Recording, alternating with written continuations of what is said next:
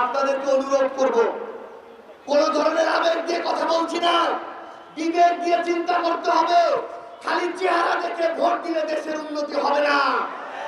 কার জন্ম কোথায় এটা দেখে ভোট দিলে দেশের উন্নতি হবে না। নেতা থেকে কর্মী পর্যন্ত সৎ হইতে হবে। বড় বড় নেতা হলো 1000 কোটি টাকা বাজেট আসলো আর 500 কোটি টাকা লুটপাট করে খেলো, ওই বড় নেতা দিয়ে কোনো লাভ হবে না। আমার এই বগুড়া এমপি হইলো, মন্ত্রী হইলো, কিন্তু প্রতি সপ্তাহে একটা করে খুন হইলো, তাহলে ওই বড় নেতা দিয়ে কোনো লাভ নাই। যে বগুড়ার প্রশাসন দলীয় প্রশাসন হয়ে যায়, অন্য দলের মানুষের উপরে জুলুম করে, সেই দলীয় প্রশাসন, সেই দল, সেই এমপি মন্ত্রী কোনোদিন দেশের উন্নতি করতে পারে না।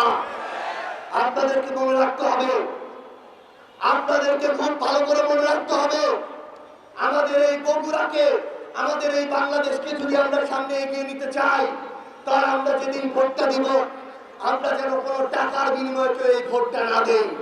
আমরা সদরের মানুষ, শিক্ষিত মানুষ, আমরা বুঝদার মানুষ। একটা জিনিস মনে রাখবেন, আমাদের ওই 5 বছরের সবচেয়ে বড় গণতান্ত্রিক অধিকার এই ভোটটাকে আমরা যদি 500,000 টাকার বিনিময়ে বিক্রি করি, পরের 5 বছর ওই মানুষদের কাছে আমাদের কৃতদাস হয়ে থাকতে হবে। পরের 5 বছর হাজার হাজার টাকার বিনিময়ে ওই মানুষদের কাছে আমাদের মৌলিক অধিকারগুলো পেতেও কষ্ট হবে। এই জন্য আপনাদের কাছে এটুকু অনুরোধ জানিয়ে যাই যে আমরা যেন আমাদের জায়গা থেকে ভোটটা সেই মানুষকে দেই, যেই মানুষটা নিজে আমাদের জন্য কিছু করতে পারুক আর না পারুক, আমাদের উপরে জুলুম করবে না। মনে রাখবেন, আমাদের এই লড়াইটা হচ্ছে জুলুম আর জালিম, এই দুইটার মধ্যকার, জালিম আর মজলুমের মধ্যকার লড়াই। আমাদের এই লড়াইটা হচ্ছে দুর্নীতির আর ইনসাফের মধ্যে লড়াই। আমাদের এই লড়াইটা হচ্ছে ন্যায় আর অন্যায়ের মধ্যে লড়াই। এর আগে আমরা অনেক মানুষকে অনেকভাবে ভোট দিয়েছি, কিন্তু আমরা প্রতারিত হয়েছি। আমরা আপনাদেরকে আমাদের জায়গা থেকে আহ্বান জানাই, যারা নিজেরা সবচেয়ে বেশি গুমের শিকার হয়ে গুমের অধ্যাদেশ বাতিল করে দেয়, যারা নিজেরা সবচেয়ে বেশি বিচার বিভাগ দ্বারা দুঃশাসনের শিকার হয়ে বিচার বিভাগের স্বাধীনতায় বিশ্বাস করে না, তাদের হাতে বগুড়া কেন বাংলাদেশও নিরাপদ থাকতে পারে না।